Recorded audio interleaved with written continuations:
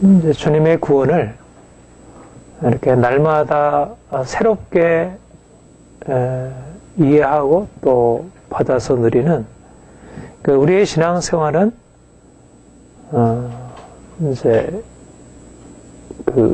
예수를 처음 믿고 난 이후에 계속적으로 주님이 우리에게 베푸신 구원이 어떤 것을 의미하는지 계속 새로운 의미를 이렇게 발견하고 깨달아가고 구원의 진리는 단지 어떤 우리가 보통 복음을 전할 때 믿지 않는 사람들에게 전해서 이것이 예수 믿어서 구원받은 것이구나는 그런 틀의 안에 우리가 이미 알고 있는 내용이 아니고 우리의 매일매일의 생활 속에서 그 주님이 우리를 구원하셨다는 것이 무엇을 의미하는지를 늘 새롭게 이렇게 발견하고 그래서 주님이 구원자이시구나, 주님이 우리를 구원하셨구나 하는 것이, 그러니까 우리가 이제 날마다 모여서 주님의 행하신 일을 찬송하고 주님의 구원을 찬송하고 주님을 높여드리고 할 때 현재적으로 우리의 삶 속에서 주님이 베푸시는 그 구원의 의미를 깨닫지 못하면 우리가 주님을 예배하고 주님을 찬송하는 것이 이렇게 살아있는 생생한 고백이 되기 어렵습니다. 우리가 이렇게 나와서 주님을 찬양하고 예배할 때 지금 내게, 오늘도 내게 임하셔서 그 주님의 사랑을 알려주시고 그 사랑 안에서 우리를 또 변화시켜 주시고 우리를 새롭게 하시고 또 내일 또 나를 또 그 놀라운 구원의 은총으로 이끌어 가실 그 주님, 그러니까 주님의 구원이 생생한 우리의 현재적인 경험으로 주어져 있다는 것, 그것이 우리의 신앙생활에 있어서 너무나 중요한 것이라 이렇게 여겼습니다. 그런데 이제 그 중에 우리가 이제 우리의 매일매일의 생활 속에서 주님의 구원을 경험해야 하는데 그 구원의 경험에 있어서 가장 이제 중요한 부분이 우리가 구원을 말할 때 우리의 구원의 가장 핵심적인 부분은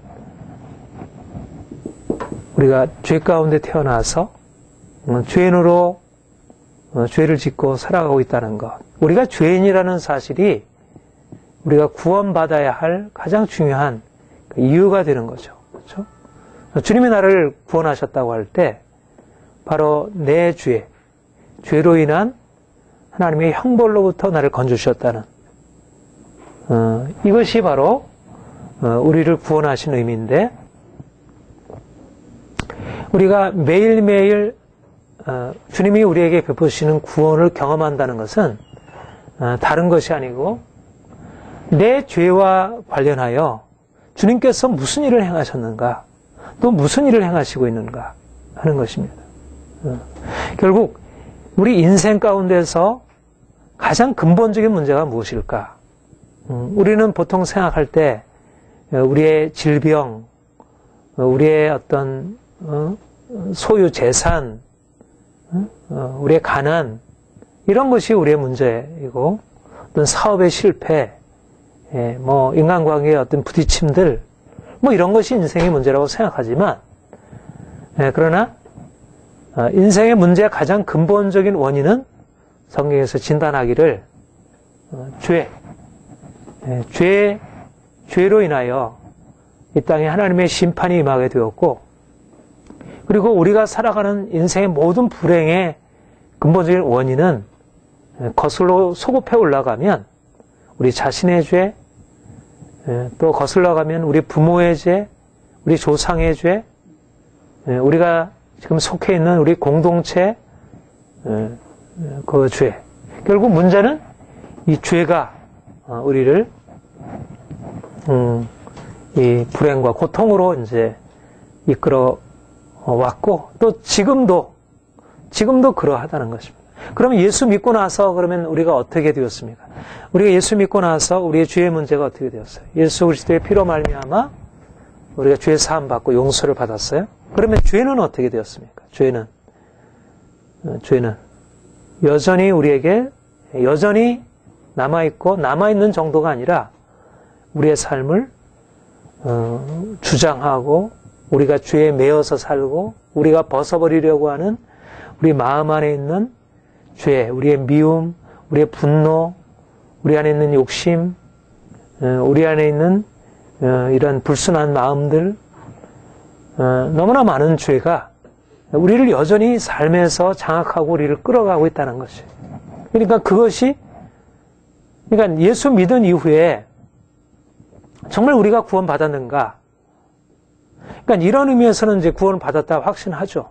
내가 죄를 졌지만, 내가 나를 위해서 주님께서 십자가에 달리시고 그 십자가의 죽음으로 말미암아 내 모든 죄가 담당되었고, 그래서 내가 믿음으로 그분께 나아가서 고백하고 회개하면 그 주님이 내를 용서하신다는 사실. 그러니까 우리가 죄를 졌다 할지라도 우리가 하나님의 심판 앞에 그렇게 두려움으로 떨지 않을 수 있다는 그런 죄 용서의 은혜가 우리에게 주어져 있다는 사실은 우리에게 너무나 귀한 은혜의 사실은 분명한데, 문제는 우리가 예수 믿고 나서 우리 인생에 여전히 살아있는 이 죄를 우리가 어떻게 벗어버리고 우리가 어떻게 자유롭게 되고 정말 죄 없이 깨끗하게 흠 없이 거리낌 없이 그렇게 살아갈 수 있을까? 이거는 믿지 않는 사람들은 사실상 뭐 인생이 뭐 그런 거지. 어떻게 사람들이 그렇게 이 정도면 내가 그래도 양심적이고 이 정도면 내가 그래도 그래도 좀 사람들에게 착하게 살려고 이 정도면 내가 최선을 다해서 사는 거지. 그래서 사실 보통 사람들의 경우에는 자신이 죄인이라는 어떤 의식, 뭐 죄책감, 내가 이래서는 안 되는데 하는 그러한 의식들은 그렇게 많지 않습니다. 특별히 크게 술 먹고 방탕하게 그러면서 자기 할 도리를 하지 못하고 사람들한테 비난을 받는 사람들의 경우에는 어떤 그런 의식이 남아있을지 모르지만, 보통 그냥 이렇게 살아가는 사람들에게 내가 내가 죄인인데 내가 이래서는 안 되는데 하는 그런 심각한 의식, 내가 돈을 못 버는데 이런 것은 가지고 있어도 내가 죄인인데 내가 왜 이래 내 인생을 살아갈까.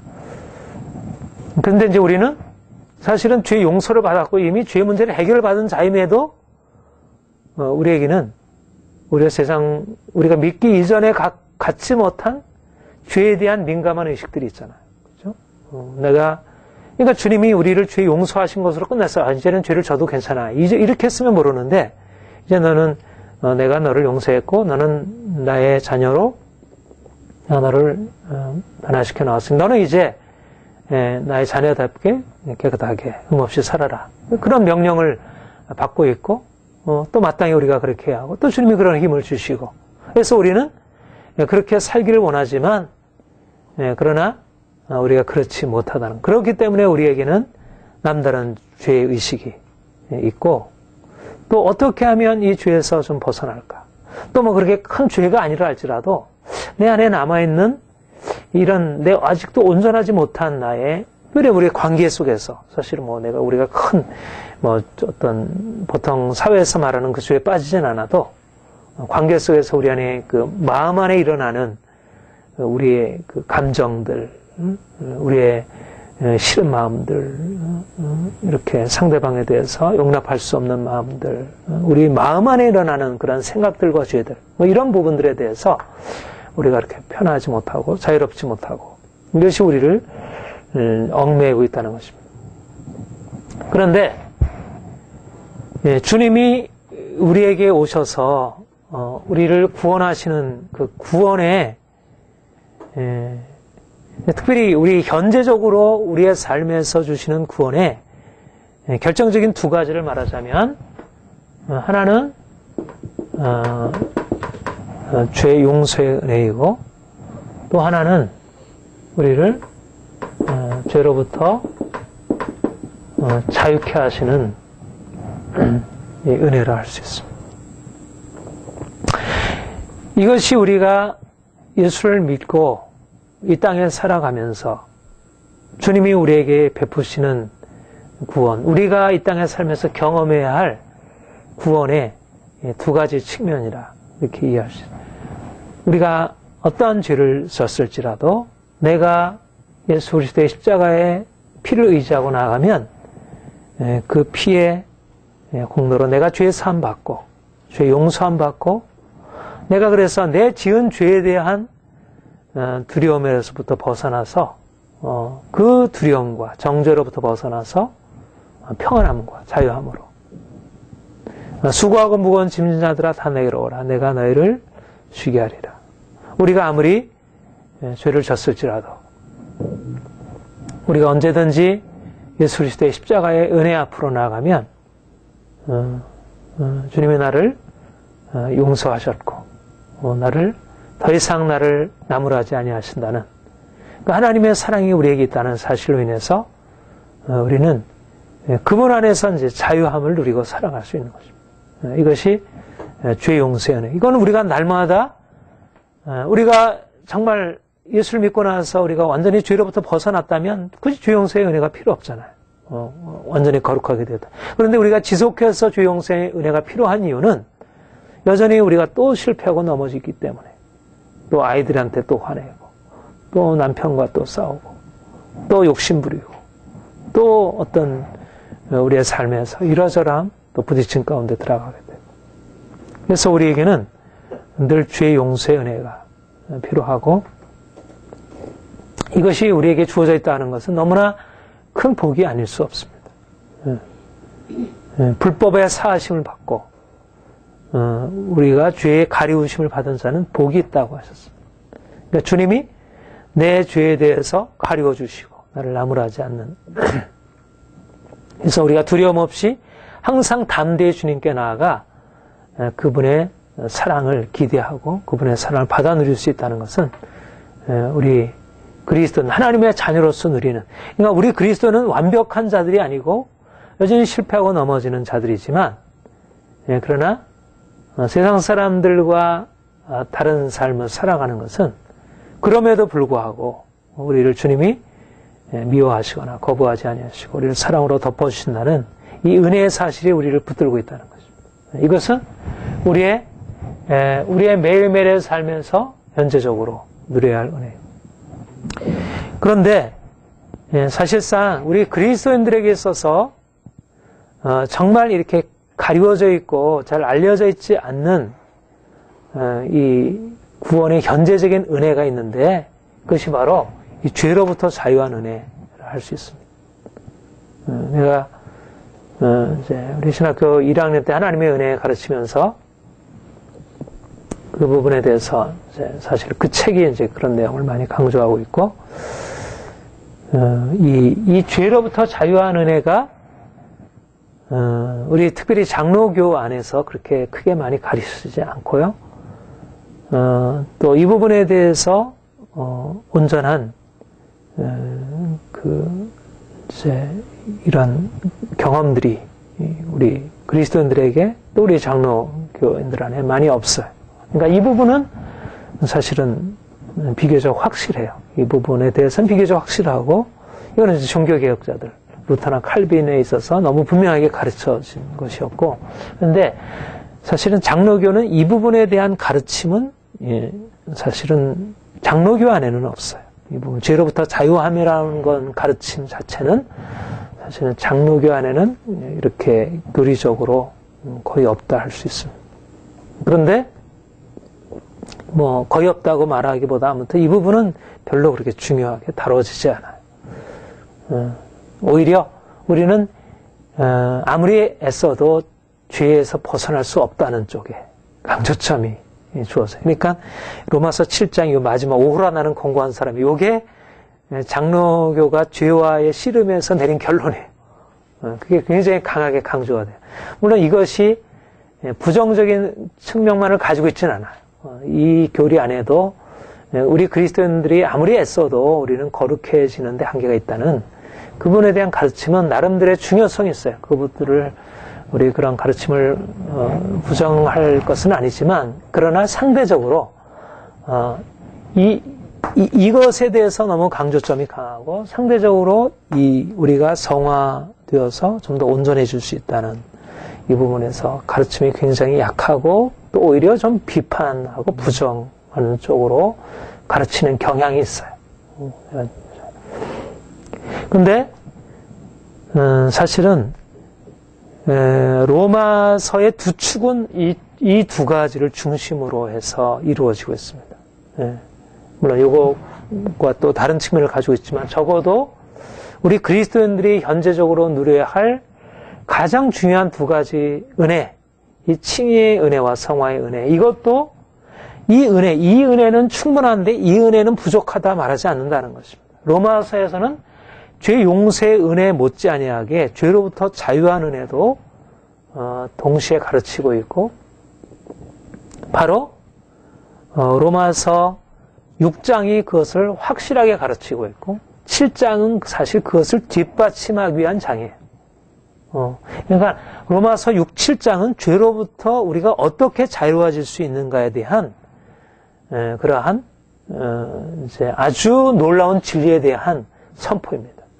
그러니까 6, 7장이 굉장히 어렵습니다. 6, 7장이 지난주에도 얘기했지만 6, 7장이 굉장히 어려워요.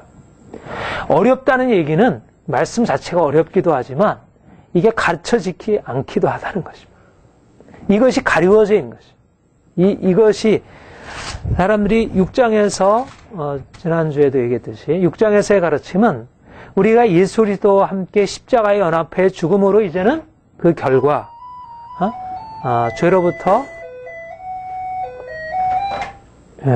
죄로부터 자유함을 얻게 되었다. 이게 바로 로마서 6장의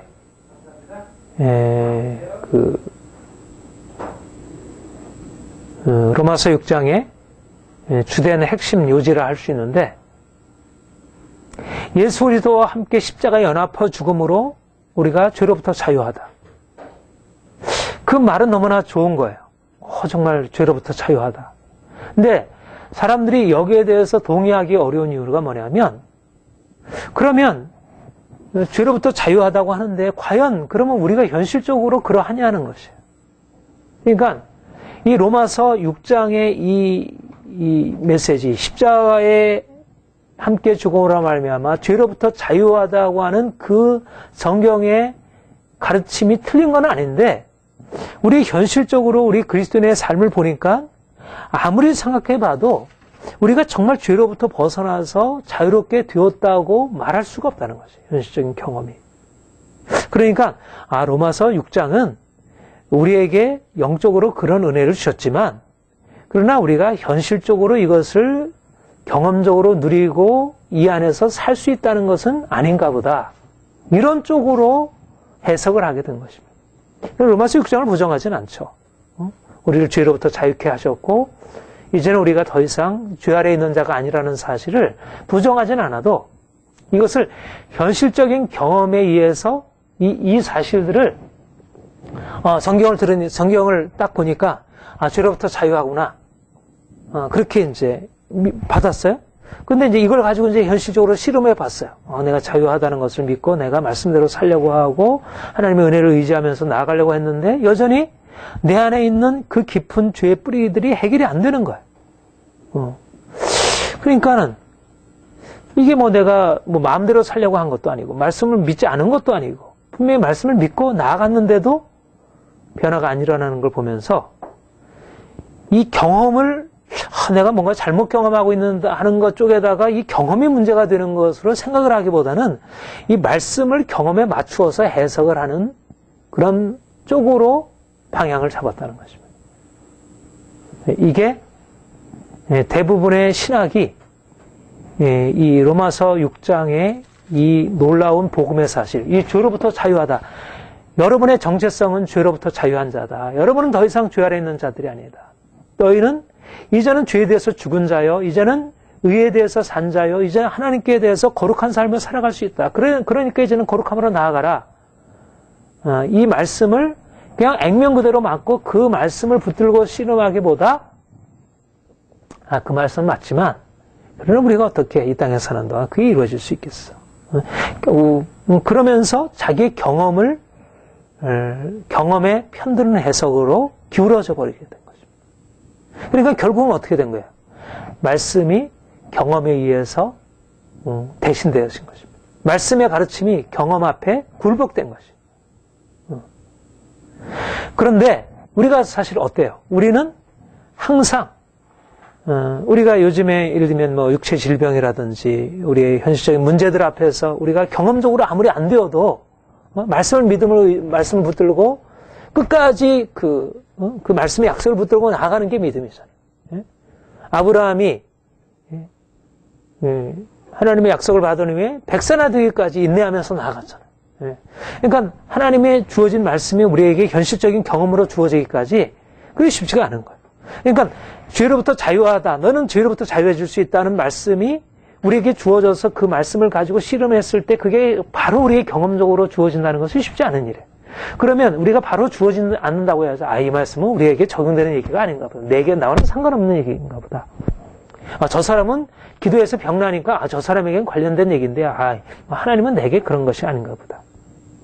이렇게 하듯이 죄로부터 자유하다는 진리를 우리의 경험에 의해서 이거는 우리에게 적용될 수 없는 건가 보다. 이렇게 한다면 이거는 말씀에 대한 바른 자세겠습니까? 이건 바른 자세가 아닌 거예요. 그런데 많은 그리스도인들이 이 6장의 말씀을 그렇게 제쳐두고 살아간다는 것입니다. 그러니까 사실상 죄 용서의 복음은 근데 이게 사실 사라져버리면 이것도 힘을 잃어버리게 돼요. 왜냐하면 사람이 뻔뻔하지. 날마다 동일한 죄 가운데 있으면서 또 용서해 주세요. 이게 사실 적절로 나가기 어려워요. 그렇죠? 그러니까 죄 용서도 이 부분이 함께 가야, 이게 함께 가줘야 내가 죄로부터 자유하는데 부족한 부분 가지고 또 용서받고 또 앞으로 힘없고 또 나아가고 또 이렇게 얘기하면서 서로 상승작용을 일으켰는데 이 한 축이, 이 바퀴가 두 축이 함께 굴러가야 하는데 이 죄 용서에만 은혜만 있고 죄로부터 자유한 은혜가 사라져버리게 되면 죄 용서의 은혜도 우리가 가지고 나갈 수 없게 되는 것입니다.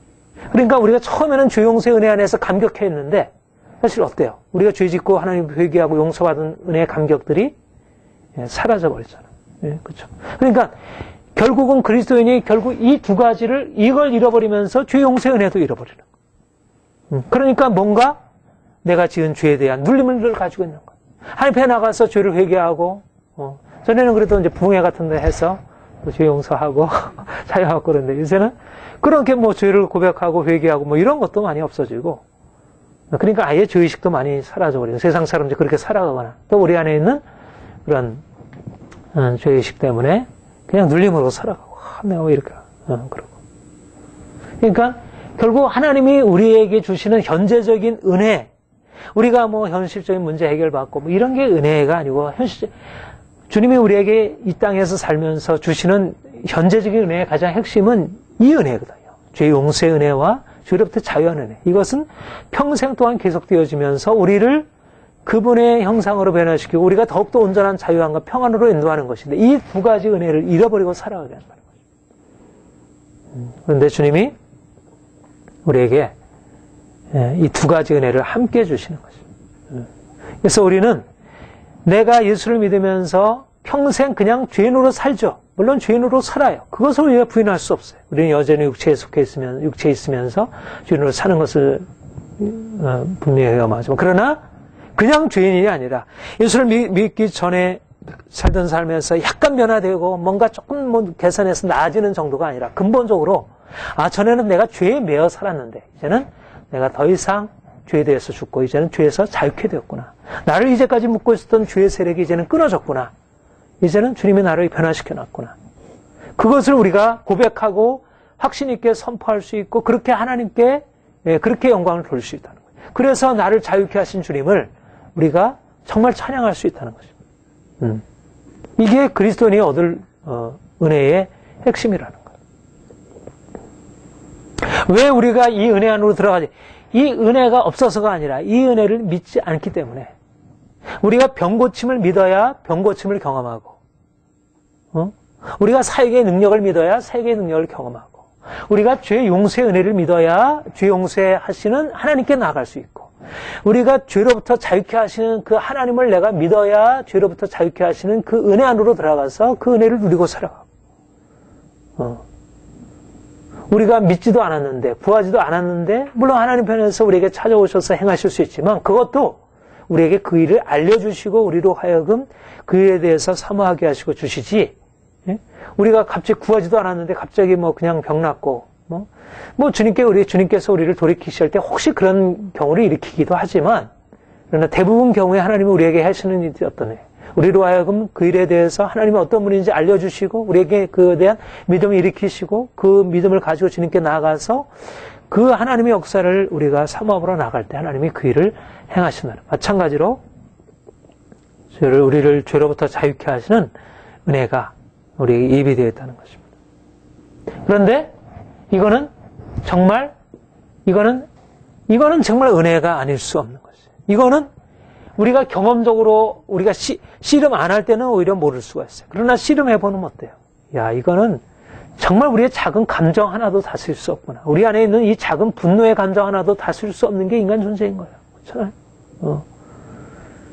그런데 우리가 이제까지 우리 조상 대대로 내려왔고, 우리 어려서 성장 과정 속에서 우리에게 뿌리 박혀 있는 우리의 감정과 의지와 우리의 생각과 우리의 삶의 환경과 이 우리의 혈관과 신경 마디마디에 이 뿌리 내리고 있는 이 죄의 세력이 뻗어 있는 강력한 이렇게 뿌리 내려 있는 그것들이 어떻게 제거되어서 우리가 거기서 자유케 되겠어요?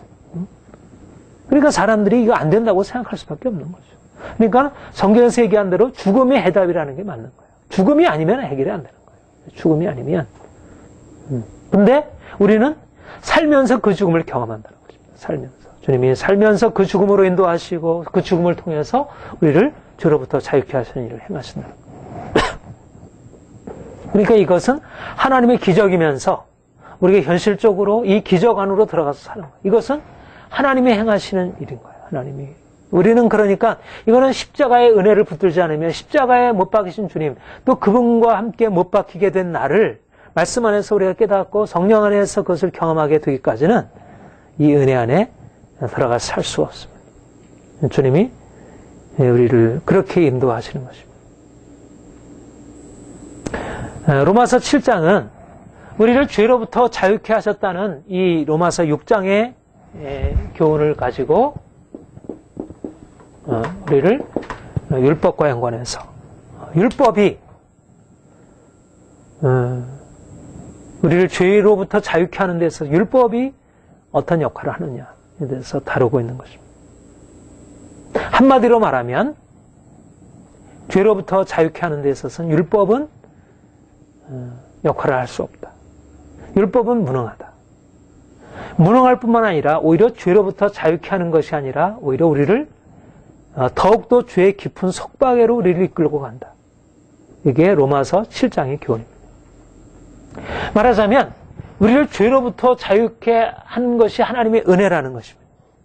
그렇다면 이제 율법이라는 것은 도대체 어떻게 죄로부터 자유라고 하는 이 하나님의 역사 또 우리에게 있어서 너무나 필요한 이 역사를 위해서 율법이 도대체 어떻게 기능할 수 있겠느냐. 왜냐하면 율법은 이제까지 사람들에게 있어서 죄로부터 자유케 하는 일에 중요한 역할을 해왔다고 사람들이 생각해 온 것입니다. 사람들이 이제 죄를 져요. 응?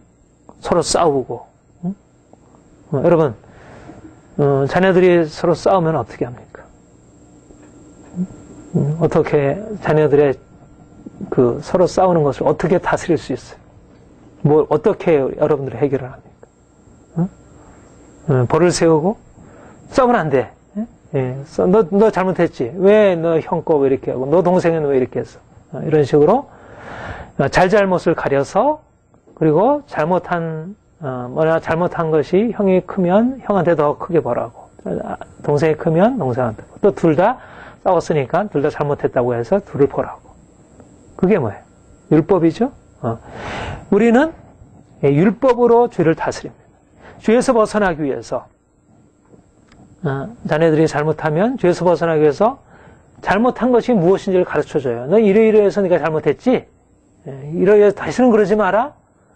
이러이러한 것이 바로 그 사람을 죄에서 벗어나게, 그 잘못하는 것에서 벗어나기 위해서 우리가 하는 최선의 방법이에요. 그리고 그런데도 말을 안 들으면 이제는 내가 그렇게 너한테 분개를 하고 가르쳤는데도 말을 안 들어. 이제는 그냥은 안 되는구나. 이제는 벌을 받아야지. 이제는 너 저 손 들고 서 있어. 너는 이제 바깥에 나가 서 있어. 또 너 종아리 들어. 이런 식으로 이제 벌을 가함으로. 그러니까 율법이 하는 일이 뭐냐면 이러이러한 것은 잘못이고 이런 것을 옳은 거야. 네가 잘못하면 벌을 받아. 이게 율법이죠. 그러니까 우리가 자녀를 죄에서 벗어나기 위한 우리의 중요한 방책이 뭐예요? 죄로부터 벗어나기 위해서 우리가 쓰는 것은 율법이에요. 아이가 잘못을 잘 모르니까, 동생을 때리는 게 잘못이라는 것을 모르니까 동생이 따르는 건 잘못하는 거야. 그것은 벌을 받을 행동이야. 이렇게 가르쳐주고 또 그걸 시행해서 말로서 가르쳐주고 그리고 벌로서 가르쳐줘서 무엇이 잘하는 건지 무엇이 잘못하는 건지를 확실하게 인지시키고, 그렇게 했을 때 그 자녀들은 어려서부터 인생은 이렇게 해야지 편안할 수 있는 거구나. 이렇게 해야지 내가 행복할 수 있는 거구나. 내가 부모 말씀 안 듣고 서로 싸우고 이러면 내 인생이 괴롭겠구나. 안 되겠구나. 그렇게 해가지고 이제 잘못하는 행동에서 벗어나고 싸우는 행동, 욕심 부리는 행동에서 벗어나서 가정 안에서 평화를 누리고 또 이제 학교에 가서 또 그런 공동체 생활을 하고 사회에 나가서 공동체를 하고. 그러니까 율법이라고 하는 것은 사람들을 죄에서 벗어나게 하고 그래서 질서를 세워주고 삶을 안정시켜 주는 것입니다. 그게 율법이에요. 율법은 우리의 삶의 질서에 있어서 조금 전에도 방송에서 도적이 어떻게 하니까 그런 게 다 율법이에요. 그러니까 이것이 바로 우리의 삶을 이렇게 지탱해 주는 것입니다. 율법이야말로 이 개인의 죄, 공동체의 죄, 우리의 삶을 위협하고 삶을 교란시키는 그런 행동들을 억압하고 깨뜨리고 그래서 사람들을 거기서 보호해주고 그런 일들. 가정이 그 율법에 의해서 지형되고 학교가 그러하고 또 이 사회가 그러하고 모든 것들이 다 그 율법을 통해서 이루어지고 있습니다. 그런데 성경은 그러면 율법이 무엇이냐? 율법이 우리를 과연 그러면 죄로부터 자유케 할 수 있느냐? 죄로부터 자유케 할 수 없다. 죄로부터 자유케 할 수 없을 뿐 아니라 오히려 율법으로 말미암아 사람들 안에 있는 죄가 더 강화되고 죄가 더 불러일으켜져서 더 강한 죄의 세력 아래 종노릇 하게 된다는 거죠. 인생의 문제는 죄이고 죄로부터의 자유.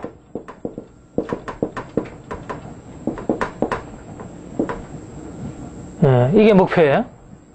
죄에 종된 상태에서 죄로부터의 자유회로 나아가는 게 제 목표예요. 그런데 실제적으로 율법이 들어와서 죄에 종된 사람을 거기서 끌어내려고 노력을 해요. 그래서 율법이 가입한 것은 본래적으로 사람들을 죄에서 끌어내어서 뭔가 건강한 삶, 이렇게 자기에게도 유익하고 다른 사람들의 삶을 유익하게 해주는 그런 삶으로 살게 하기 위해서 율법이 가입을 했어요. 그런데 율법이 가입함으로 사람들이 죄에 종된 상태에서 벗어나서 자유케 되는 게 아니라 오히려 더 깊은 죄 아래로 팔려 들어가게 된다는 거죠. 이게 율법의 역할이라는 것입니다. 어떻게 경험적으로 보면 어떤가요? 우리가 이런 성경의 말씀이 믿어지는가요? 믿어지지 않는가요? 그게 바른 것이라 생각이 됩니까? 그렇지 않은 것이라 생각이 됩니까? 경험적으로 보면 양면에 다 있는 것 같아요. 그렇죠? 양면에 다 있는 것 같아요. 그래도 율법이 있음으로 해서 사람들이 죄에서 억제되고 죄가 억제되고 그래도 잘못된 행동에서 벗어나잖아요. 벗어나고 그래도 사회가 유지되고 그렇게 되잖아요. 그런데 그것은 겉으로 보기에 그렇다는 거죠. 겉으로 보기에. 겉으로 보기에 그렇고, 그러면 우리 안에 심어져 있는 그 죄의 세력이 제거된 거냐? 그렇지 않은 거잖아. 그 죄의 세력은 여전히, 물론 어떤 부분은 다뤄지는 부분이 있어요.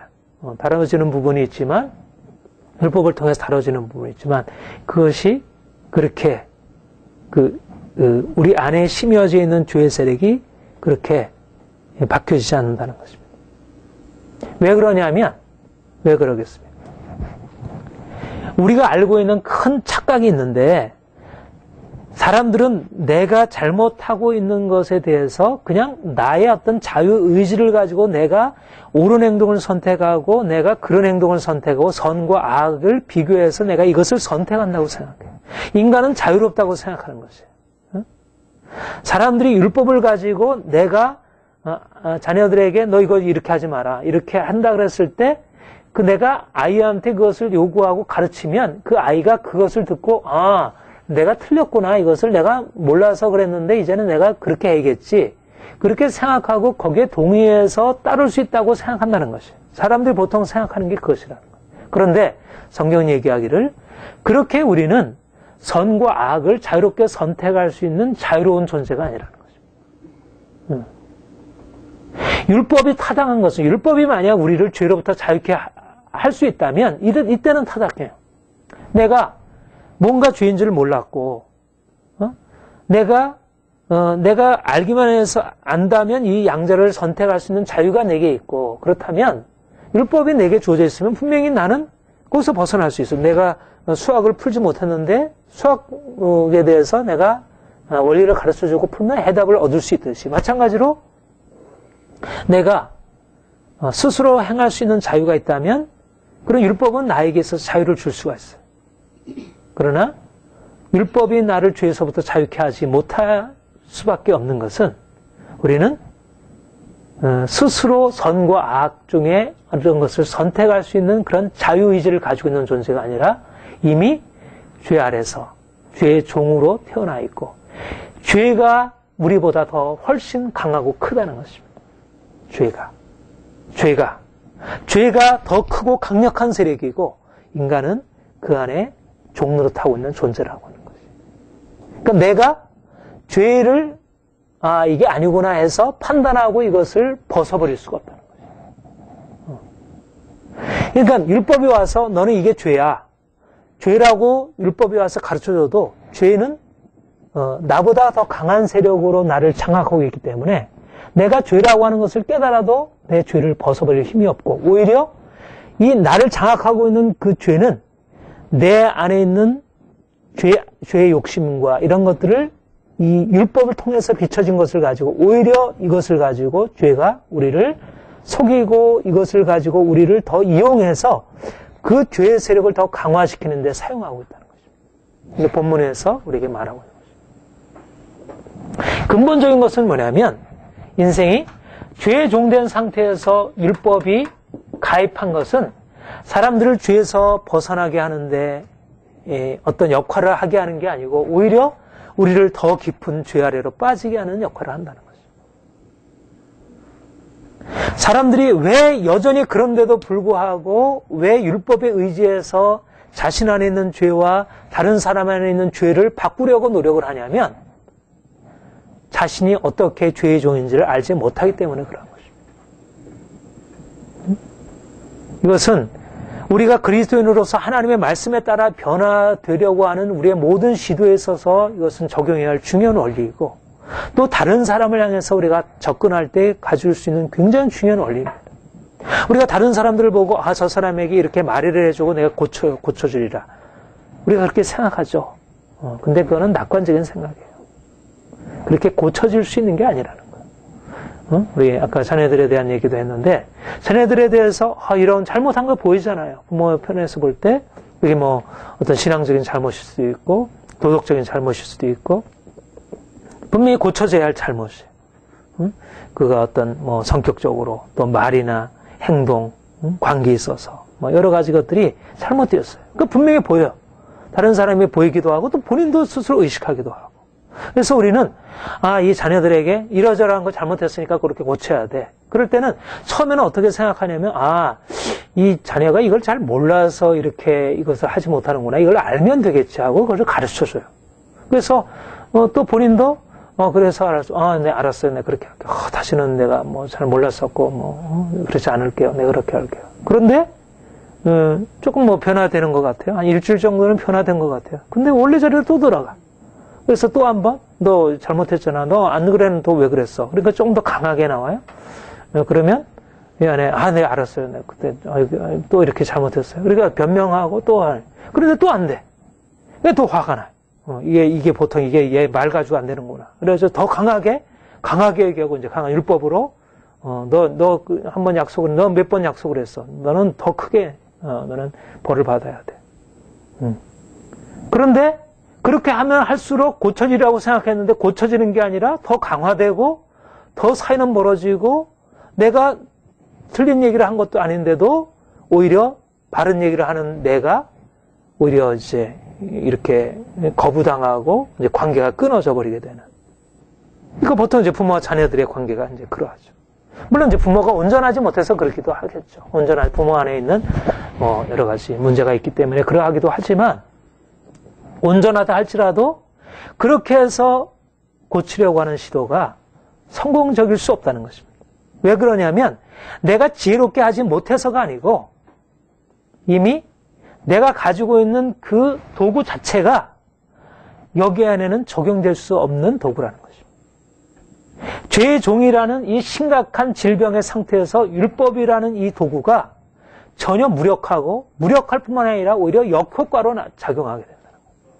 나는 아이한테 너 이렇게 좀 거짓말하지 마라. 너는 이렇게 너는 욕심 부리지 마라. 이렇게 싸우지 마라. 이런 식으로 내가 얘기를 했는데 오히려 그 아이에게 적용된 것은 그 아이도 그렇게 받아들이죠. 처음엔 내가 의도했던 바로 그대로 받아들여요. 그러나 그에게 받아지는 것은 그렇게 받아진 것 같은데 그의 그 안에 있는 선한 인간의 양심이나 그것은 그렇게 받았어요.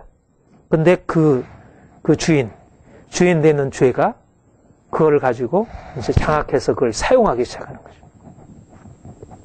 그러니까 선한 의도로 들어온 것이 이제는 더 그 강한 주인에 의해서 악한 의도로 사용되기 시작하는 거죠. 그래 점점 죄의 세력이 강화되고 고착화되는 거죠. 거기서 벗어나지 못할 뿐 아니라 더 고착화되고, 그러니까 미워하지 마라, 싸우지 마라 그러면 더 미움이 더 강화되고, 싸움이 겉으로는 싸우지 않을 수 있겠지. 그러나 속으로는 더 미움이 강화되는 거죠. 사회에서 범죄자들을 감옥에 가두죠. 그래서 그들을 교화하잖아요. 교화되나요? 거의 나타나는 결론이 뭐예요? 더 강한 죄인으로 만들어서 밖으로 내보내죠. 그러니까 감옥에서 하는 역할들은 거의 사람들을 그냥 억제해두는 역할밖에 못하는 거예요. 그게 단지 감옥에서만 아니라 모든 현실 가운데서 그 일이 동일하게 나타나는 것입니다. 남편이 아내를 고치려고 할 때, 아내가 남편을 고치려고 할 때, 부모가 자식을 고치려고 할 때, 목사님이 성도들을 고치려고 할 때, 선생님이 학생들을 고치려고 할 때, 다 그런 결과가 나타난 거예요. 뭐 수학 고치고 영어 고치고 하는 것들은 그런 것은 바뀌어질 수 있어요. 그런 영역들이요. 그런데 이 죄의 경우에는 그런 것이 아니라는 것입니다. 결정적인 우리의 어리석음이 뭐냐면 우리가 죄에 대해서 너무 낙관적인 생각을 해요. 죄라고 하는 것은 우리가 바꾸면 내 결심으로 바뀌어질 수 있는 것이라는 낙관적인 생각을 가지고 있는 거예요. 죄는 내 수하에 있는 것이 아닙니다. 내 의지에 따라서 내가 선택하고 내가 바꿀 수 있는 그런 내용이 아니라는 거예요. 이것은 내 위에 있어서 본문에 얘기한 대로 율법이 오면 오히려 나는 죽고 죄는 살아나는 거예요. 거꾸로잖아요. 율법이 오면 죄는 죽고 나는 살아나야 되잖아요. 죄에 대해서 죄가 나를 누르고 있었는데 율법이 와가지고 죄에서 눌려서 고정받는 나에게 이제 율법이라는 칼을 가지고 이거 다 무찔르고 그래서 거기서 벗어나서 자유케 되어야 우리가 정상적인 것이 아니겠어요? 그런데 율법은 그런 역할을 하는 것이 아니라는 거죠. 율법은 그런 역할을 하기 위해서 주어진 게 아니라 원래 하나님이 그렇게 역할을 하시기 위해서 주셨는데 율법이 인간에 의해서 잘못 사용된 게 아니고 원래부터 율법은 그런 역할을 위해서 주어진 게 아니라는 것이 이 성경이 그렇게 얘기를 하고 있어요. 이상하죠? 우리가 생각할 때는 죄를 없애버리고 자유케 하기 위해서 율법이 주어진 것 같은데 그렇게 하기 위해서 율법이 주어진 게 아니라는 거예요. 자, 보세요. 로마서 5장 보세요. 로마서 5장 20절 같이 읽겠습니다. 율법이 가입한 것은 범죄를 더하게 하려. 그러나 죄가 더한 곳에 율법이 오히려 범죄를 더하게 하려고 가입했다 그랬어요. 좀 이상하죠? 이상한. 율법이 아담의 범죄 위에 모세를 통해서 율법이 주어졌어요. 우리가 율법의 1차적인 목적이 죄를 억제하고 사람들을 죄에서 벗어나게 하려고 하는 동기를 가지고 주어진 것 같아도 물론 어떤 부분에 그런 역할을 하는 것 같으나 그러나 영적으로 깊이 들어가 보면 율법은 오히려 범죄를 강화시키기 위해서 그래서 오히려 심판에 이르게 하고 그리고 그 심판에 이르게 된 거기에 하나님의 은혜가 주어지기 위해서 그러니까 죄를 더 강화시키고 죽음에 이르게 하여 예수 그리스도의 구원의 은혜가 이르게 하기 위한 것으로 율법이 주어져요. 그러니까 율법의 목적은 죽음입니다. 살리는 게 아니고 율법은 죽이는 것입니다. 율법은 그래서 결론은 죽음이에요. 죽음이 해결입니다. 죽음이 아니면 해결을 못하는 거예요. 우리 안에 있는 죄의 세력은 죽음이 아니면 해결을 못하는 거예요. 결론은 죽음이에요. 그러니까 요즘의 경우에 어때요? 전에는 이 죄의 이 강한 세력이 율법에 의해서 눌려 있을 때는 이게 얼마나 우리 안에 있는 죄의 세력이 강한지 몰랐어요. 그런데 요즘에 그런 죄의 율법의 그런 것이 좀 약화되고 나니까 어때요? 가정이 막, 뭐 이혼되고 막 점점 이러잖아요. 이게 실상이에요. 이게 실상이에요. 율법이 한 역할이에요. 율법이 부부관계의 이 틀어진 관계를 해결하기 위해서 한 역할들이 그게 효과적이 않다. 오히려 더 강화시켜가는 거예요. 모든 것들이. 하나님이 하시는 일들이에요. 율법은 오히려 우리로 하여금 우리의 죄 아래에서 종로를 사는데 더 철저한 절망을 위해서 율법은 주신 것입니다. 더 강화시키고 그 율법이 있으면 결국 우리를 두렵게 하고 사람들이 자유케 되는 게 아니라 더 큰 두려움 가운데 살아가는 것입니다. 율법 아래에서. 율법은 결코 죄의 문제를 다루지 못합니다. 이것은 우리가 예수를 믿기 이전에도 그렇고 예수를 믿은 이후에도 그런 거예요. 여러분, 우리가 율법을 가지고 사람들을 다스리려고 하면 다시 말해서 율법으로 사람들을 다루려고 하면 이거 하지 마라, 저거 하지 마라, 이거 해라, 저거 해라. 이것 가지고 사람들을 바꿀 수 없다는 거예요. 그러니까 우리 바울이 요한이를 가지고 아이들이 잘못했을 때 율법을 가지고 너 이거 잘못해서 고쳐. 이렇게 해가지고 고쳐질 수가 없는 거예요. 고쳐질 것 같은데 안 되는 거예요. 안 되는 거예요. 이상한 거예요. 왜 안 될까? 아무리 방법을 구해내도 안 되는 것입니다. 그럼 변화가 어디에 일어나느냐? 은혜 위에는 은혜. 율법은 우리를 철저히 절망시키는 것입니다. 율법의 역할은 뭐냐면 우리를 절망시키고 우리가 할 수 없다는 것을 보이시는 것이 율법의 역할이에요. 율법은 옳고 그름을 가르쳐주고 그 우리의 죄에 대한 결과가 무서운 심판이라고 하는 것을 가르치는 게 율법이에요. 그러니까 율법에 의지해서 고치려고 하는 시도가 얼마나 어리석은 거예요. 그러니까 결국은 율법에 의해서 고치려고 하면 너는 죽음이다. 너는 죽어야 돼. 우리가 자녀들에게 그 얘기를 하고 싶지 않잖아요. 우리는 가능한 한에서 죽지 않을 수 있는 길을 보여주려고 하잖아요. 그런데 우리가 율법을 통해서 자녀들을 할 수 있는 것은 너는 죽으면 넌 죽어야 돼. 결국 율법을 통해서 사람들에게 해줄 수 있는 마지막은 너는 벌을 받아야 돼. 너는 크게 벌을 받아야 되는 것밖에 결론적으로 날 게 없는 거예요. 결론적으로. 그렇지 않으면 율법을 폐하고 그냥 덮어두고 둘 중에 하나인 거예요. 우리가 율법을 의지하는 경우에 둘 중에 하나인 거예요. 율법을 계속 적용을 시키려면 너는 죽어야 되는구나. 부부관계가 끊어지고 부모 자녀 관계가 끊어져야 돼. 율법을 철저하게 적용시키려면 그게 끝이에요. 그렇지 않으면 그렇게 철저시키면 우리가 감당을 못하니까 덮어두는 거지. 그냥 죄를 묵인하는 거죠. 그러면 율법이 가만히 안 있죠, 또. 율법이 가만히 안 있는 거예요. 왜 죄를 묵인하느냐? 그러니까 그 일에 대해서 율법에 또 막 항의를 하는 거예요. 왜 가만히 놔두지 말아라. 너는 왜 타협하고 있느냐? 이런 식으로 우리 양심이 또 주변이 그것을 막 하는 거예요. 그러니까 이 딜레마인 거예요. 율법을 끝까지 적용시키려고 하니 죽음이고, 또 내가 율법을, 죽음을 내가 두려워해서 덮어두면 계속 공격을 받고 있고 왜 가만 놔두느냐. 그러니까 오늘날 이 사회가 얼마나 어두워요. 얼마나 힘들어요. 그렇죠? 가는 곳곳마다 모두 다 율법의 이름을 가지고 정죄하고 판단하고 그 죄를 드러나고 그래서 죄에 대해서 하려면 결국은 감당을 못 하잖아요. 다 죄를 드러내려면 우리가 어떻게 감당할 수 있겠어요? 감당을 못 하는 거죠. 그러니까 우리가 또 교회가 그런 데다가 이제 하나님의 완벽한 율법 앞에 우리가 서가지고 우리의 작은 마음의 이런 동기까지도 하나님께서 문제 삼으시죠. 그 율법 앞에 우리가 서가지고 그것을 고치려고 하고 우리를 바꾸려고 하면 우리가 어떻게 감당하겠어요? 그러니까 더 위선적이 되고 더 바리새인들은 그 율법 아래에서 사는 바리새인들 어때? 더 위선적인 거, 더 안에 있는 욕심에 강하고 더 미움과 증오가 가득 차 있는 거예요.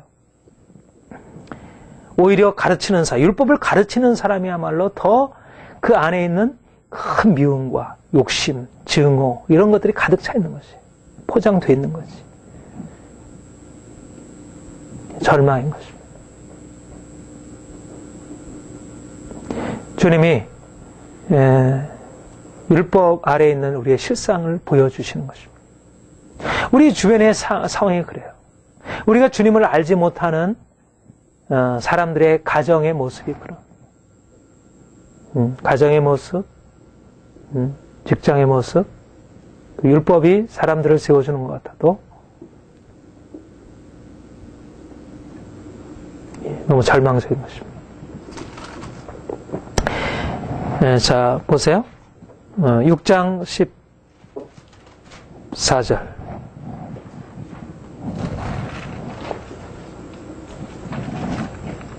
같이 읽겠습니다. 시작. 죄가 너를 너희가 전해하고 죄가 너희를 주관치 못하리니 이는 너희가 율법 아래 있지 아니하고 은혜 아래 있습니다. 죄가 더 이상 우리를 주관하지 못할 수 있는 것은 율법 아래 있을 때가 아니고 예수 그리스도 안에서 은혜가 주어짐으로 율법이 주어지면 더 죄의 종으로 우리가 더 깊어지는 것입니다. 우리 안에는 욕심이 더 강화되고 해결되는 게 아니고 우리 안에는 욕심이 해결되려면 우리 안에 있는 이 죄의 세력이 해결되면 죽는 것 외에는 없어요. 우리 안에 있는 거짓이 해결되려면 죽는 것 외에는 없어요.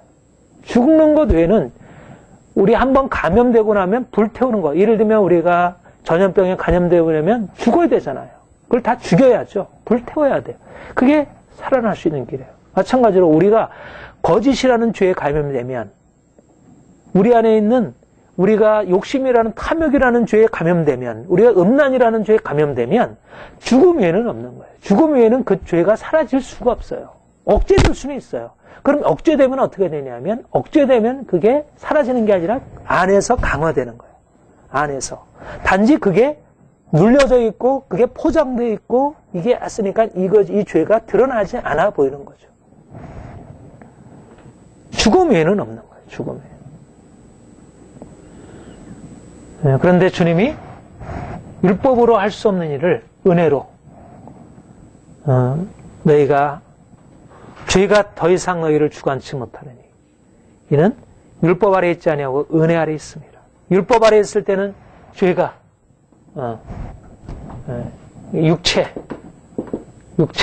육체가 죄의 세력을 깨뜨릴 수 없고 오히려 우리 육체 안에 있는 이 죄의 세력이 율법을 오히려 사용해서 우리를 더 깊은 죄의 세력, 더 깊은 미움으로, 더 깊은 증오로. 여러분 자녀들을 양육해 보면 이 메커니즘을 잘 이해할 수 있어요. 그렇죠? 자녀들을 양육해 보면 내가 분명히 자녀들을 고치려고 뭔가 율법을 요구하는데 그것이 오히려 자녀들을 더 묶어버리고 더 고착화시키는 것을 보게 돼요. 바뀌어지는 게 아니고 선해지는 게 아니고 어떤 행동은 바뀌어지지만 그러나 그 죄의 세력에서 벗어나지 못하고 또 악화되는 것을 보게 돼요. 그런데 은혜가 오면서 은혜가 너희가 더 이상 죄가 너희를 주관치 못하니 너희가 율법 아래 있지 아니하고 은혜 아래 있습니다. 율법이 해결할 수 있는 게 죽음이라 그랬죠? 죽음이 죄에서 벗어나게 하는 유일한 길이었습니다. 율법이 심판하는 것, 죄에 대해서. 그러면 끝나요. 그러면 죄의 세력이 끝나요. 그 죄가 막 번성하다가 그 죽음으로 일단 끝나게 됩니다. 그런데 율법을 통한 죽음은 그야말로 죽음이 끝인 것입니다. 그런데 은혜는 죽음으로 시작해서 삶으로 시작하는, 삶으로 나가게 하는 거예요. 율법은 살리는 것을 위해서 결국 죽음으로 인도하는 거예요. 살리기 위해서 막 살리려고 노력하지만 결국은 이렇게 하지 마, 이렇게 해, 이렇게 하면서 살리려고 노력하지만 점점 그를 죽음으로 끌어간다면, 은혜는 죽음으로 시작해서, 우리가 그리스도와 함께 죽는 죽음으로 시작해서 우리를 살리는 것입니다. 율법의 길이 쉬울까? 은혜의 길이 쉬울까? 어떻게 보면 율법의 길은 우리가 삶을 내가 탐내지 말아야지, 내가 거짓말하지 말아야지, 내가 욕심부리지 말아야지, 내가 싸우지 말아야지, 내가 이렇게 하지 말아야지, 이렇게 해야지, 그러면서 나를 바꿔가는 것 같아요. 그래서 뭔가 변화가 이루어졌어요. 우리 가정도 이제는 좀 화목하게 되었고, 이제는 우리 자녀들도 좀 변화가 되었고 좋은 것 같아요. 그런데 하나도 근본 뿌리는 사라지지 않은 것입니다. 여전히 뿌리는 이제 다른 식으로 뻗어나가기 시작합니다. 다른 방식으로. 그래서 또 죽음이 또 그만큼 성장해요. 이제는 살았다 싶은데 또 거대한 죽음의 세력들이 또 막 자라나와서 이 뿌리가 또 반전하는. 그러면 또 강한 잡초제를 막 뿌리기 시작해요. 거기다가 또 율법이라는 걸 가지고 또 이걸 막아보고 그래서 또 뭔가 포장이 되었어요. 해결되었어요. 이제는 해결되었구나. 근데 또 뻗어나가기 시작해요. 또 밑에서.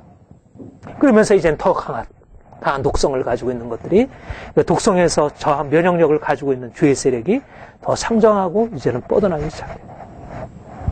끝이 없는 거예요. 끝이 없어요. 율법이 강화되면 될수록 아무리 해도 해결될 수 없는 일들이에요. 이게 안 되는구나. 그런데 은혜가 왔어요. 예수 그리스도의 십자가라고 하는 새로운 은혜의 저기가 왔어요. 그리고 그 십자가에서 우리의 죽음이 선포가 되었습니다. 우리가 전에는 우리가 율법 아래 했을 때 우리의 생각은 나는 죄를 짓고 있고 그로 인해서 문제가 있지만 그렇게 심각한 죄라고 생각은 안 해요. 내 안에 있는 이건 이렇게 하면 고치면 되겠지. 내가 이렇게 결심을 해야지. 내가 또 미워했구나. 또 결심을 하고. 내가 너무 교만했구나. 또 결심을 하고. 내가 사람에 대해서 이렇게 했구나. 결심을 해서.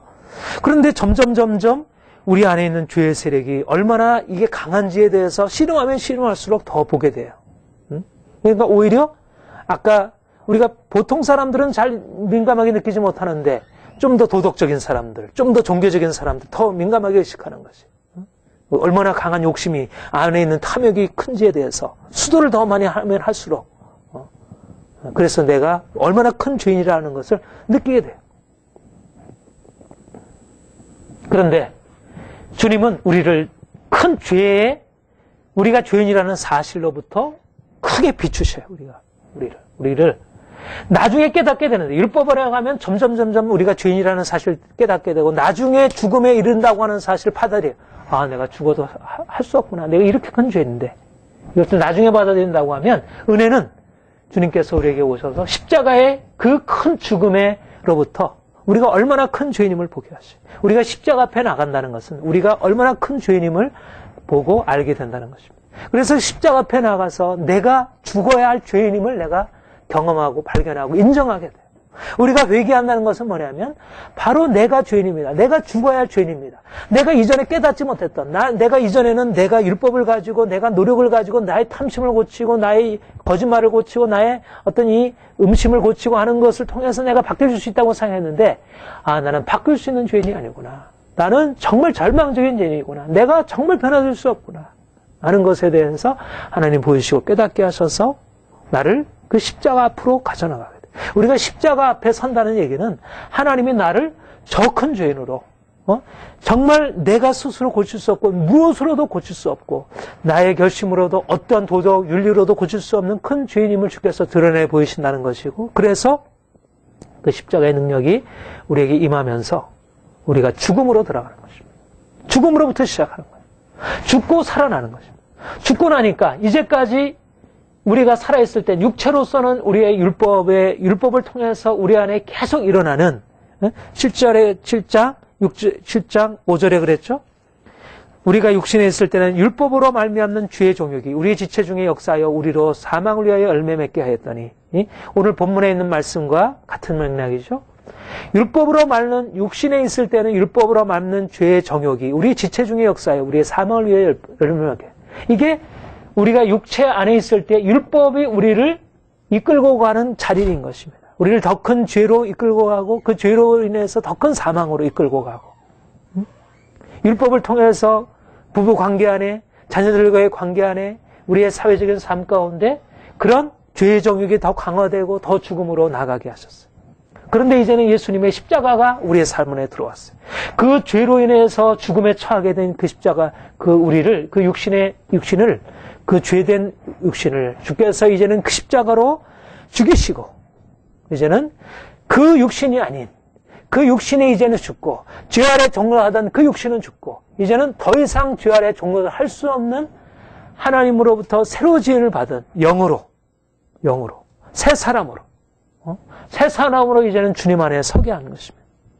그래서 그 새 사람이 이전에 율법이 우리에게 들어와서 우리를 바꾸려 할 때는 육체가 그 율법을 가지고 씨름했을 때 아무리 노력해도 바꿀 수 없었다면, 그것이 옛 언약, 율법의 실패였다면, 이제 새 언약의 주님께서 우리에게 오셔서 우리를 위해서 새 언약의 중보가 되어주시고, 그가 우리를 위해서 십자가 죽으시고, 그가 우리를 위해서 죄에 대한 완벽한 죽음을 죽으심으로 우리가 그와 연합함으로 인하여 이제는 더 이상 죄의 세력이 우리를 장악할 수 없는 그러한 새로운 삶으로 우리를 바꿔놓으셨다는 것입니다.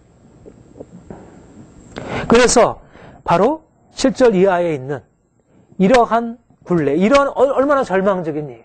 얼마나 내가 율법의 말씀을 듣고 탐내지 말라고 하는 말씀을 듣고, 야, 그렇지, 탐내지 말아야지. 내 말씀대로 순종해야지.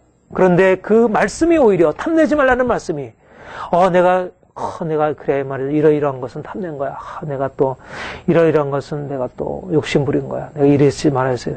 그 말씀을 깨달아서 그러지 말아야지 결심을 했어요. 그러나 그 말씀을 듣고 나서 이제는 말아야지 했던 것인데 오히려 그 생각이 오히려 더 나는 원치 않지만 그 탐심으로 우리를 끌어간다는 것입니다. 이게 육신에 속했을 때 우리의 모습이었고, 우리 자신이었고, 다른 사람 역시 우리가 자녀들을 그렇게 해서 무엇인가 교훈으로 바꾸려고 했지만 그들 안에 오히려 그 죄의 세력을 더 강화시켜서 혹시 그것에서 벗어나려고 하는 의지는 있을지 몰라도 그 의지는 이 죄의 의지를, 죄의 정욕을 꺾을 수 없었다는 것입니다. 오히려 그로 인해서 더 강화된 거예요. 마치 이미 산불이 나면, 이미 불씨가 붙은 상황에서 바람은 이것을 꺼주는 게 아니라 바람은 더 불러일으키듯이, 어떤 경우에는 바람이 불을 끄게 하는 역할도 할 수 있을지 모르지만, 이미 불이 난 경우에는 바람은 오히려 태우는 역할을 하듯이 우리 안에 있는 죄의 정욕을 더 강화시키는, 불러일으키는 역할을 하는 것이죠.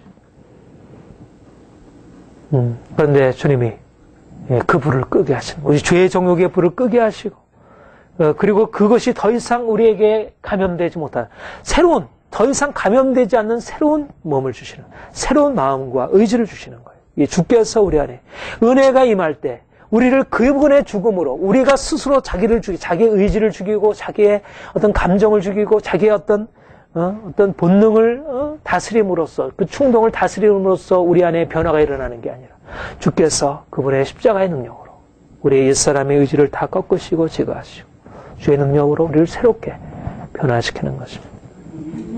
이것이 주님이 우리에게 행하신 일이에요.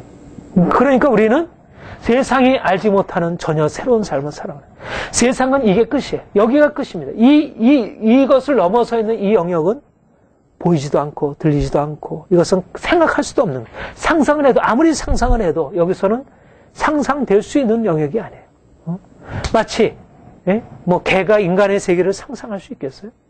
눈에 보이는 대로. 그것은 그냥 하나의 뭔가 알지 못하는 미지의 존재인 것뿐이지. 죄 아래 있는 죄에 종된 사람들이, 율법 안에 있는 자들이 은혜 안에 들어가서 죄로부터 자유를 누리는 것을 상상할 수 있겠습니까? 상상하지 못하는 것. 예수 그리스도의 십자가의 구원의 은총 안에 들어온 자 외에는 죄로부터의 자유가 무엇인지, 이것이 실제라는 것, 이것이 가능하다는 것.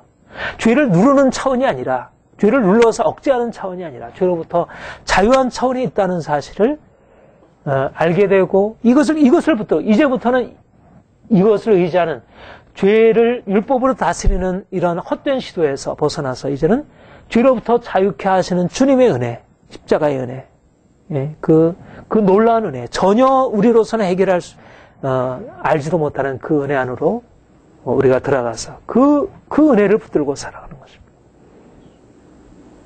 그리스도인이면서도 여전히 율법을 통하여 자신의 죄의 문제를 해결하는 사람들은 믿지 않는 사람들이 경험하는 것과 동일한 실패의 삶은 살아갈 수밖에 없습니다. 자신도 그렇게 살아가고 다른 사람도 그렇게 바꾸려고 해요. 안 되는 거 보고 이상하다고 생각해요. 자신도 뭔가 이렇게 하면 되리라 생각을 하는데 안 된다고 생각해요. 저 사람도 이렇게 하면 고치면 될 것 같은데 왜 안 고치질까? 그래서 자꾸 뭔가를 얘기해서 바꾸려고 해요. 안 됩니다. 네, 그러니까 우리가 그래서 이 부분에 율법에 대한 절망이 필요해요. 아, 율법이 어리석은 것이구나. 율법은 하나님이 주신 선한 것이지만 우리가 율법을 은혜 바깥에서 은혜 없이 사용하면 정말 어리석은 것에 불과하구나.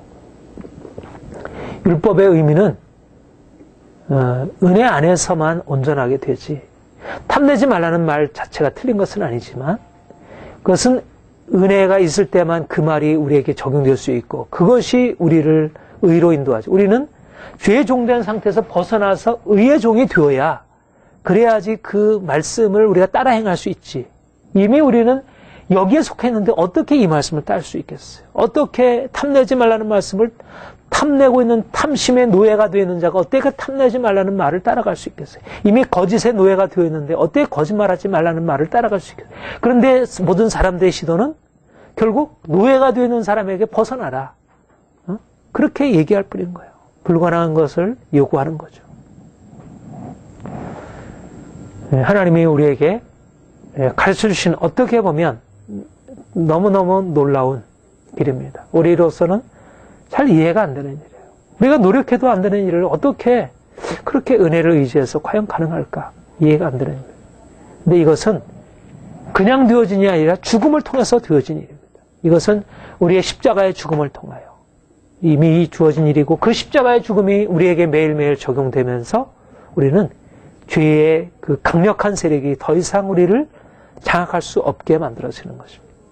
이것은 기적이면서 실질적인 거예요. 성령께서 이 기적을 우리에게 날마다 베풀어 주시고 있습니다.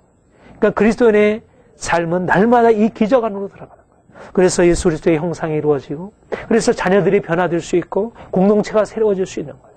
믿는 사람들의 모임은 달라요. 정말 그리스도가 계신 그 교회는 다른 것입니다. 하나님의 영으로 말미암아 구속받은 자들은 영의 새로운 것으로 섬기는 그런 공동체는 다른 것입니다. 거기에는 실질적인 변화가 있는 거예요. 전에 묶여 있었던 묶임으로부터 감정, 의지, 우리의 지성, 우리의 모든 영역, 우리의 삶의 전 영역 안에 하나님의 새로운 역사가 있습니다. 우리가 이 은혜 안에 이미 들어가 있고 주께서 이 은혜를 더욱더 놀랍게 주시려고 합니다. 우리가 더 믿음으로 나아갈 수 있기를 원합니다. 네, 같이 기도하겠습니다. 사랑해 주님, 주께서 우리를 그 크신 사랑으로 사랑하셔서 죄 아래, 정죄 아래, 저주 아래 고통하며 절망하며 두려워하며 아무리 삶을 바꾸려고 해도 벗어나려 해도 실패뿐이고 어찌할 수 없었던 우리를 주께서 이제 살리셔서 우리를 그리스도 안에서 새로운 삶으로 모든 정죄와 모든 저주와 두려움에서 벗어나게 하시고 또 이제는 그리스도 안에서 모든 죄와 모든 악으로부터 벗어나서 이제는 참된 자유와 거룩함 안으로 살아갈 수 있게 하신 은혜를 감사드립니다. 하나님, 우리에게 복음의 밝은 빛을 비추셔서 우리가 왜 이렇게 여전히 죄 아래 묶여서 살아가는지, 아직도 왜 우리가 거듭되는 실패의 삶을 살아가는지를 보이시고 이제는 거기서 벗어나서 참된 자유의 삶, 이제는 거룩하고 흠이 없는 삶으로 살아갈 수 있는지를 가르쳐 주시니 감사합니다. 더 온전히 깨닫고 말씀 안에서 아버지, 우리가 이제까지 지나오던 모든 실패의 삶을 벗어버리고 온전한 자유함으로 나가게 하옵소서. 하나님, 주께서 우리에게 놀라운 일을 행하셨습니다. 지금도 성령으로 말미암아 우리를 자유케 하신 일을 행하실 믿습니다. 더욱더 주님 우리에게 찾아오셔서 말씀하시고 우리의 죄인됨 보여주시고 무엇보다도 주께서 십자가에서 이루신 놀라운 구원의 은총 깨닫게 하시고 그 은혜가 우리의 날마다의 삶에 적용되어지고 우리의 마음과 생각의 의지가 바뀌어지게 하시고 또 우리 가정 안에서 부부관계, 부모-자녀 관계, 우리의 모든 성도들 관계 안에 놀라운 변화가 일어나도록 참으로 주님께서 우리를 어떻게 거룩하게 하셨고 새롭게 만드셨는지를 날마다 새롭게 발견할 수 있도록 은총 더하여 주옵소서. 하나님, 주님이 더욱더 놀라운 일을 행하실 것을 믿습니다. 주님, 또 귀한 우리 전사님들 이렇게 우리 교회 방문하고 또 주 앞에 헌금했습니다.